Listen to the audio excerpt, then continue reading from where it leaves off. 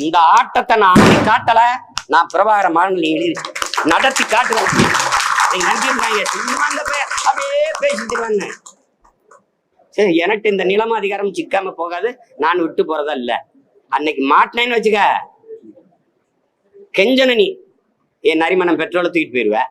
அணுவுல வெடிச்சா நான் ஜாகணும், எங்க ஆத்தால பெஞ்சாகணும், எல்லாரும் மின்சாரத்தை எடுத்துட்டு போயிடுவேன். என்னோட மீத்தனி ஈத்தனி என் பூமி தாயின் ஈரக்குலையை அறுத்து சிறுநீரத்தை அறுத்து இதயத்தை அறுத்து நீங்க எல்லாரும் பயாக்கஸ் எடுத்துட்டு போயிருவீங்க. என்னை பத்தி கவலைப்பட மாட்டீங்க. தண்ணி விடுறான்னா தரமாட்டேன். காவிரியில தண்ணி கொடுத்தா நான் 3 போகம் விவசாயம் பண்ணுவேன். விவசாயம் பண்ணா மீத்தனி தண்ணி எடுக்கிறது எப்படி? அதானே வந்துட்டோம், அதானே ஆடுங்க. எவ்வளவு காலத்துக்கு ஆடுன்னு பார்க்கணும். எங்க ஊர்ல பம்பரம் சுத்தி விடுவாங்க தம்பி.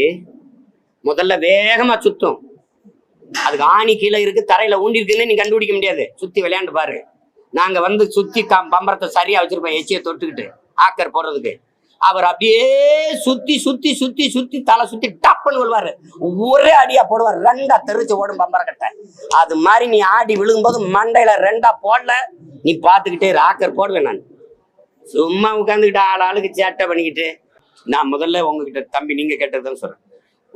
ஒரு நாட்டின் குடிகள்ல ஒரு நாடுன்னு எனக்கு எப்ப பற்று வரும் தம்பி. இந்த நாட்டின் வளம் இருக்குல்ல, அந்த வளம் அந்த நாட்டின் குடிகள் எல்லாருக்கும் பொதுமையா இருந்தாதான் வளம் வரும், ஒரு பற்று வரும். இப்ப உங்ககிட்ட இருக்கிற நீர்வளம் எனக்கு வரும், எனக்கு இருக்கிற வளம் உங்களுக்கு வரும் அப்படின்னா தான் ஒரு பற்று வரும்.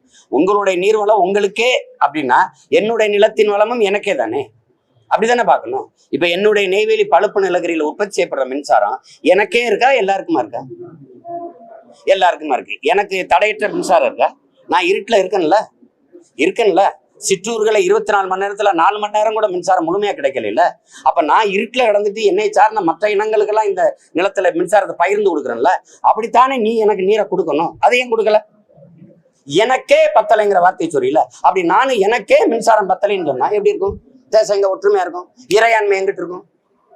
அதையும் ஆள்றவங்க கேட்கல, அந்த யாருமே கேட்கல. நாங்க கேட்டா இதுல எங்க பாசிசம் வருது?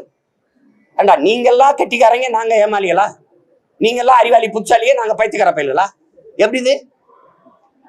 தேசப்பற்று எங்களுக்கு தான் இருக்கணும், இறையாண்மை தேச ஒற்றுமையில எங்களுக்கு தான், உங்களுக்கு கிடையாது. அப்போ இல்ல, இதெல்லாம் கொடுமைங்க, இதெல்லாம் கொடுமை. நாங்களும் அப்படித்தான் செய்வோம். நெய்வேலி பழுப்பு நெறிக்கு மின்சாரத்துக்கு ஒரு மேலாண்மை, மின்சார மேலாண்மை வாரியம் ஒண்ணு போடுவோம். நாங்களும் மின்சார ஒழுங்காற்று குழு ஒண்ணு போடுறோம். அது சொல்லுமில்ல, இல்லைங்க தமிழ்நாட்டுக்கு பத்தலைங்க.